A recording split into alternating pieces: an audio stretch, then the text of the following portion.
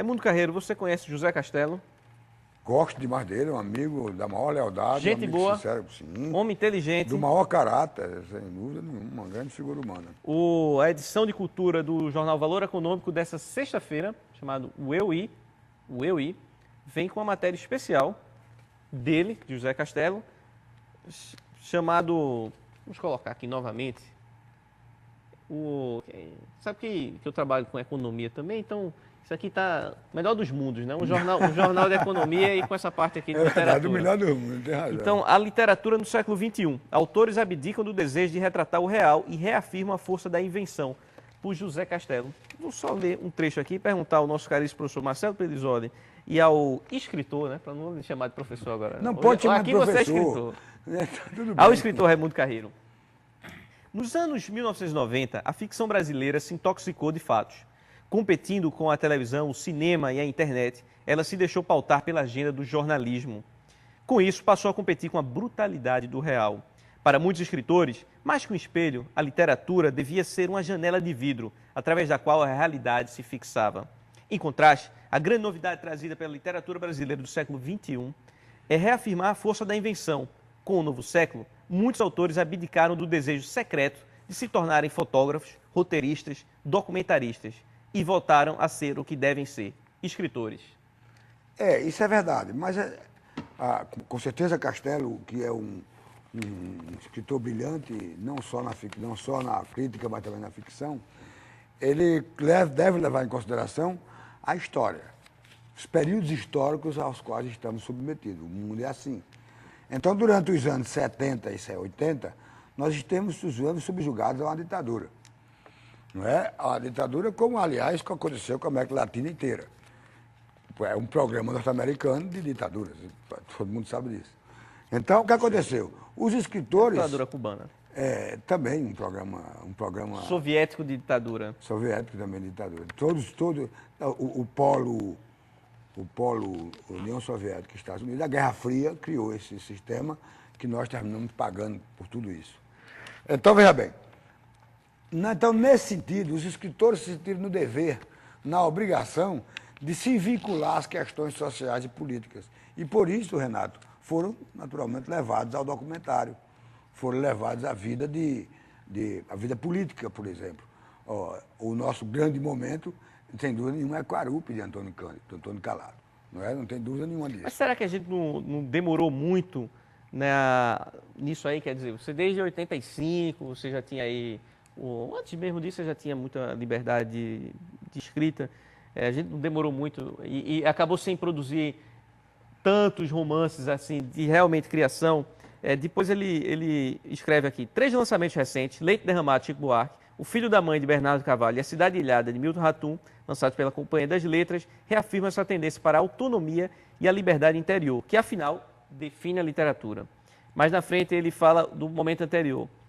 Em uma competição inútil com o universo das imagens, esses escritores entraram, na verdade, em um beco sem saída, no qual há lugar para tudo menos para a literatura. A literatura não é uma máquina diante da qual a realidade se ajoelha e se despe. Em vez disso, como dizia Júlio Cortázar, é uma máquina de inventar novas realidades. Pois é, mas você falou aí na questão da... Desculpa, Marcelo, só um segundo, porque ele falou certo, nós chegamos tarde. Não, pelo contrário. Os países Argentina, Peru, Chile, ainda tem um grande peso político na obra literária. Eles estão escrevendo sobre a ditadura e estão cobrando da gente. Por que a gente parou?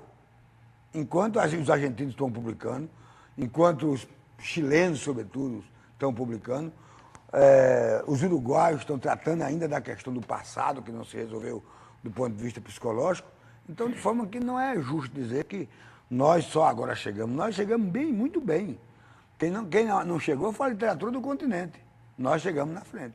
Porque eu acho que a literatura, assim como a arte, assim como qualquer expressão humana, na medida que ela é social, claro que ela tem um aspecto de uma produção do escritor pessoal, mas ela é social, ela naturalmente ela não é indiferente a isso que acontece, às pressões, ao contexto, ao clima social e político de cada área. Então você vai ver que numa época de ditadura, quantos artistas e escritores se voltaram muito para essa dimensão de uma crítica social, de uma despertar de consciência política, da opressão, da questão do opressor oprimido. Quando não tem essas condições exatamente, claro que muda a configuração. Não digo que a literatura nem a arte deva ser sempre, claro, literatura engajada, arte engajada, mas ela tem que se permitir todo esse passeio por esses lastros, né? Ela não pode ser, digamos, se restringir, como ele colocou aí esse autor, quem foi esse autor? Que José Castelo. Como ele colocou ali, que agora ela pode se definir como ela é. Escritor. Bom, se definir como ela é uma coisa tão ampla e tão grande, em algum momento ela caminhou mais para um lado, em outro momento ela caminha mais para o outro. Hoje, por exemplo, que a gente está num mundo pós-moderno, muito pós-moderno, né, com uma mistura de elementos, uma mistura de coisas, a gente vê também isso se refletindo, respingando nas obras, no cinema e na arte, por exemplo, a dimensão do virtual, ver como é interessante ver isso, ou vazio ético contemporâneo, a quebra de valores, isso se reflete tudo também no cinema, nos quadrinhos, na literatura, e aí a gente tem essa multiplicidade, essa pulverização de sentidos, né, nas artes e nas mídias. Né? Veja uma coisa interessante, outro escritor que também lançou um livro maravilhoso, que é Cristóvão Teza. Sim. Também já esteve aqui, inclusive, na Bienal do Livro de Pernambuco, a gente já entrevistou ele lá no Café Colombo.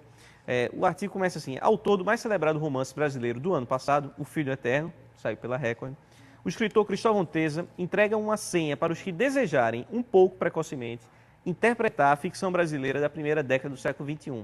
A princípio, O Filho Eterno era um livro híbrido, a meio caminho entre a história pessoal e a confissão. Em outras palavras, em seus primeiros manuscritos, Teza trabalhava a reboque da realidade, como se fosse seu refém, e isso admitiu depois o impedia de escrever. Só conseguiu avançar quando entendeu que, mesmo lidando com materiais íntimos, devia arriscar-se em um salto para além do real. Abandonou então o relato em primeira pessoa e substituiu o eu por um outro, um ele. Afastado da realidade, o relato de Teza ganhou autonomia. Em vez de escrever na esperança de espelhar o mundo, ele escrevia agora para reinventá-lo. Essa mudança de atitude o levou a concluir, enfim, seu grande livro. Constatamos que as oficinas são corretas. Isso é pura técnica. Essa semana, discuti no rádio, justamente da CBN, as questões da primeira pessoa e da terceira pessoa. Né? A primeira pessoa, ela é muito fechada. Ela tem um campo de narração pequeno, porque você parte dos seus princípios psicológicos só. Enquanto o ele é como uma grande angular, como chamam os fotógrafos, que abarca todo mundo. O ele pode passear claramente a narrativa, enquanto o eu é mais suspeito. Ele não pode dizer assim, Maria pensou, como é que ele pode dizer que Maria pensou se ele não é Maria? Né? Não tem o narrador onisciente, né? Não tem o narrador onisciente. Então, mas assim, eu acho que tanto Cristóvão, que eu conheço, me dou bem com ele, como o Zé Castelo, que este é meu amigo, né? Estão corretos, afinal de contas, essa literatura assim. Mas eu chamaria a brasa para minha sardinha. Significa que a técnica que resolve a questão do romance.